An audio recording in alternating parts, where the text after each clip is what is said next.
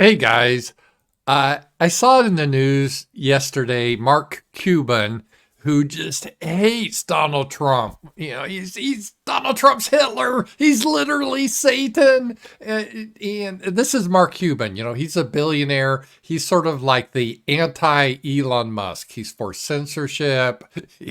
He's not one of us. I'll just put it that way. And he came out with a statement yesterday saying, I'm not against working with Donald Trump and his administration. And I'm like, what the hell? The election hasn't even happened yet. And he's already putting out statements like this. So obviously, he's seen the polling, the internal polling, I think must be horrible for Kamala. The external polling is bad for Kamala at this time.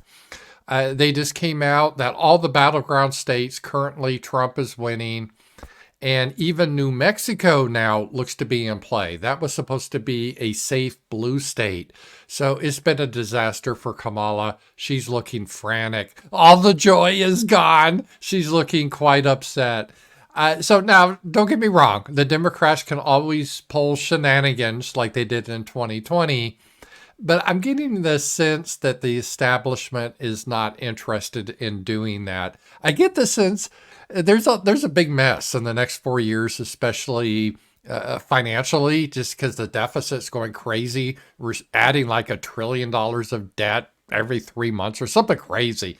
Eventually, something very bad may happen. And I almost get the sense that the elite's like, yeah, maybe we should dump this off on a Republican instead of taking ownership of this. I don't know. I think they would like Kamala to win. Don't get me wrong, but I don't think their heart's in it. Kamala's like the B team. She wasn't like a star like Gavin Newsom. She was someone when she ran in 2020. She had to drop out right away in the Democratic primary because she got less than 2% of the vote. She was just placed as vice president because of DEI reasons, because she's black and female. I'm not saying this. This is what Joe Biden said. So she's never had a lot of accomplishments. She got her start in San Francisco, not for her, let's just put it this way, not for her oral skills in court, not for her oral arguments in court, more for her oral ability with the mayor of San Francisco. Was it Willie Brown? So this is Kamala Harris. And I just kind of want to look. I mean, so she could still win. I don't want to get complacent. Nothing would shock me, but it's looking really bad for her now. And I just want to kind of look, not from so much a political point of view or ideology point of view, but what made her such a bad candidate or a poor candidate, the mistake she made. Probably her first mistake that was really shocking was she didn't know how to handle separating herself from Joe Biden.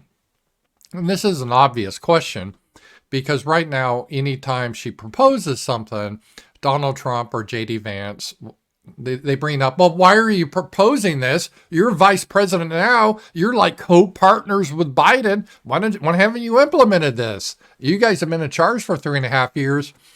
And the truth of the matter, okay, I'll tell you the truth of the matter, is she hasn't done shit for 3.5 years. Supposedly, she just plays solitaire for most of the time. The vice president doesn't have a lot of powers. And the president, if the president is weak, like Biden is, I don't even know how much he is running. So the truth is she has not been involved with most of the stuff with the presidency. That's the truth. But that looks bad, right? To say, oh, I'm just an affirmative action pick, a DEI pick that hasn't done shit. Remember, she was border czar. She didn't even go to the border. So she's really lazy. She's kind of stupid. But you just can't say that. So she had to retcon this. Oh, I've been a key partner of Biden. But now, Biden's not very popular and his policies aren't very popular. So how do you handle that? Well, there's a way to handle it. And again, I'm not some expert campaign manager. I'm just a guy in the Ozarks. But the way I would handle this is say something like, yeah, I'm really proud of the stuff I did with Biden. And I'm not going to apologize for that. We were partners. But you're right. We do need a change of direction. And he was president. I was his vice president. I supported him. But part of the reason he's not running now is we do need a change. And here, let me explain to you the changes. See, that's the easy way to handle it.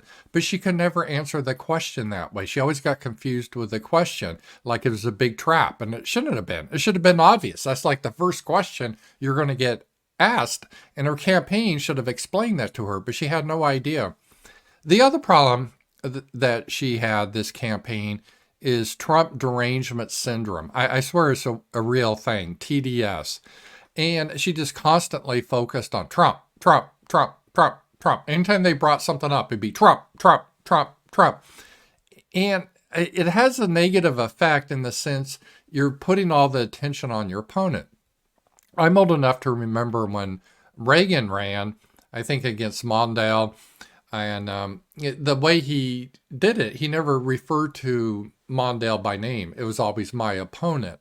And because there was an idea in advertising back then that you really shouldn't call out your competitor, because that actually, even if you try to say negative things about them, it still puts them in the minds of the people.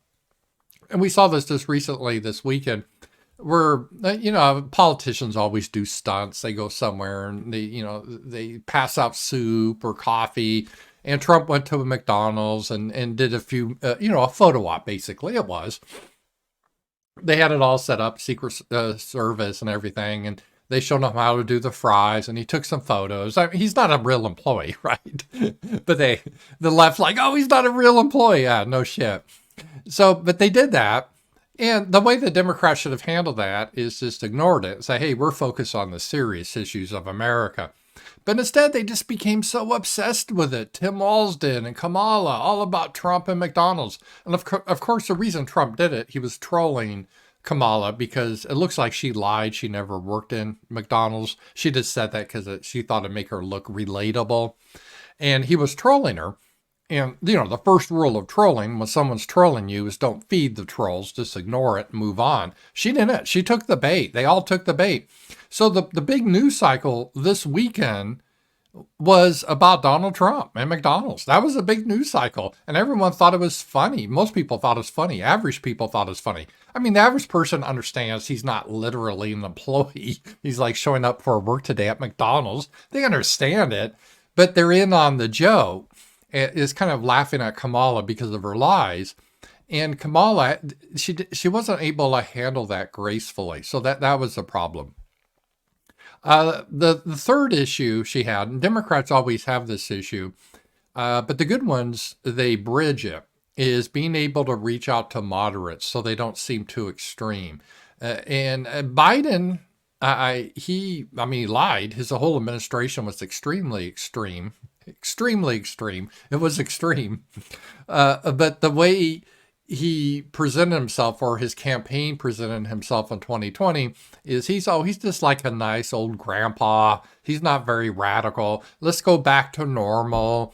Don't worry about him. He's a Democrat, but you don't have to worry about it. And of course, he ended up being extremely radical, but he campaigned on being sort of a moderate. Bill Clinton did that too, big time. He's just a good old boy from the South. He's not crazy. And that's what the Democrats have to do. They have to really push into that to being, hey, I'm just a regular person. Whereas Kamala's had a very hard time. I mean, number one, she's an extreme leftist if you look at her voting record.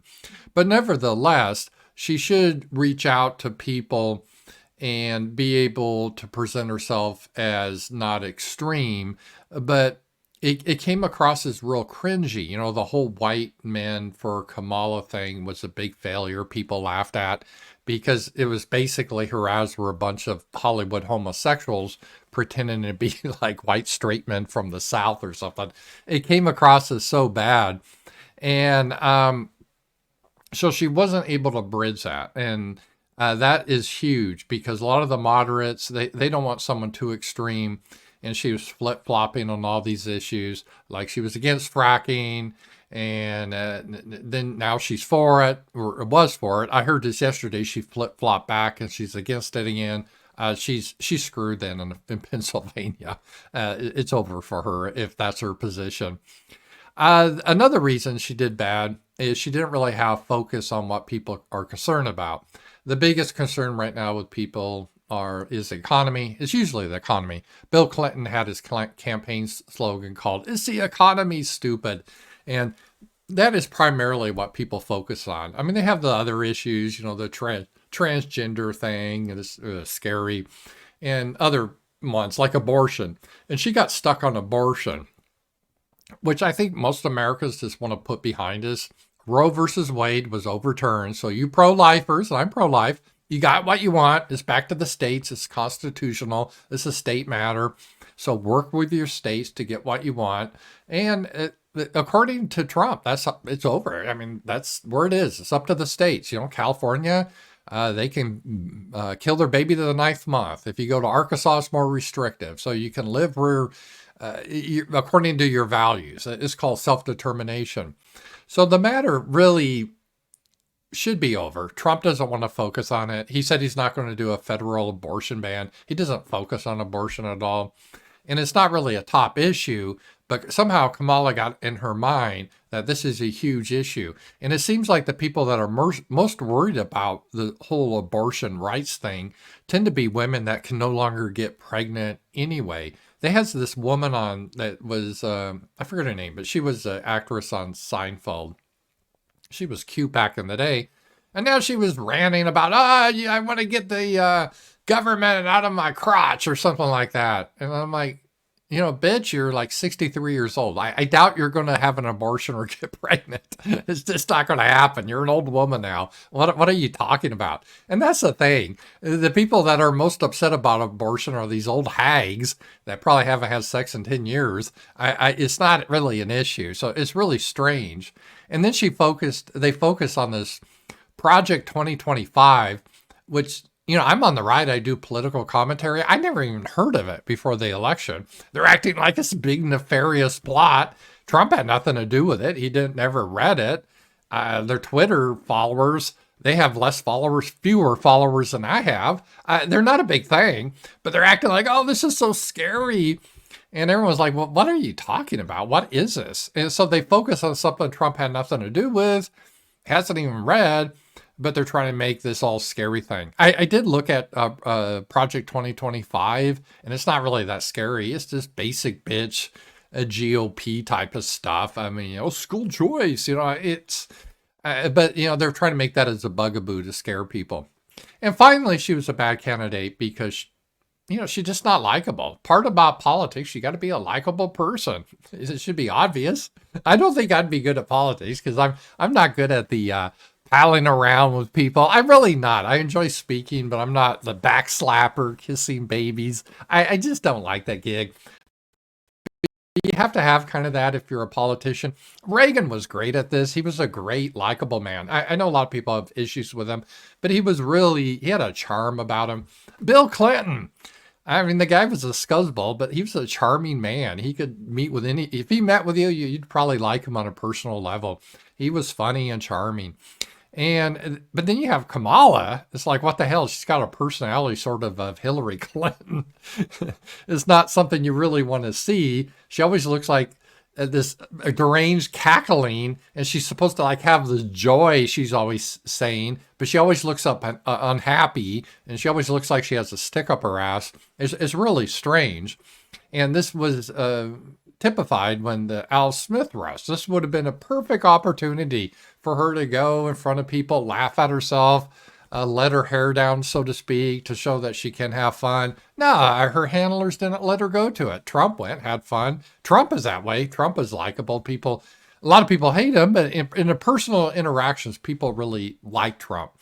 Just like people that interfaced with Reagan, they really liked him. People that have conversations with Kamala in private, they all hate her. She's like a total obnoxious bitch. And it comes across. And that's important. As a candidate, you have to have a likability factor. And some people on the left have it, don't get me wrong. Bill Clinton, I think, did that really well. And on the right, Ronald Reagan. And I would say Donald Trump does too. Whereas Kamala, she's just a wretch of a person. So we will see. But this is a couple of weeks before the election. I know a lot can change. I think it's 2 weeks from today. So I'm not saying she won't win, but it's looking bad for her now. And part of it, just forget the politics, is the ideology, is just as a candidate, she is horrible. Talk to you guys later.